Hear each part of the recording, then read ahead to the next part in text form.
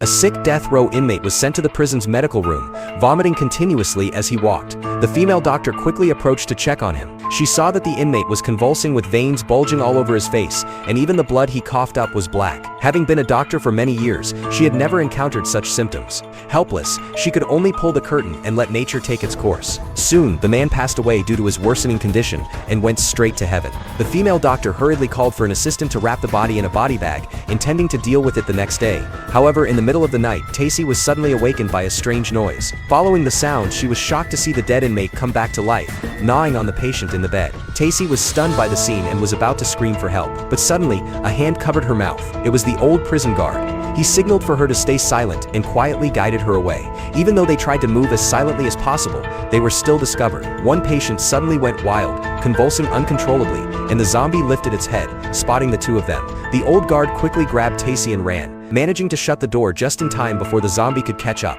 He locked the zombie out, simultaneously pressing the prison alarm. In the meantime, the old guard urgently helped Tacy unbind her straps. However, just as they did, the zombie broke through the door and lunged straight at the old guard. Fortunately, Ajan picked up a dropped handgun in time, sending the zombie to heaven. However, the zombie's blood sprayed all over the old guard. They didn't mind it and hurriedly left the scene. Unbeknownst to them, all the patients in the medical room were mutating, rising from their beds. The female doctor, who was still inside, attempted to escape, but accidentally slipped on the blood and fell. She was caught by the pursuing zombie and sent to heaven. Meanwhile, in another area of the prison, the power system inexplicably malfunctioned, and the inmates, hearing the alarm, all gathered outside. The arriving prison guards instructed them to return to their cells, but the inmates ignored them and began to riot under the leadership of their leader.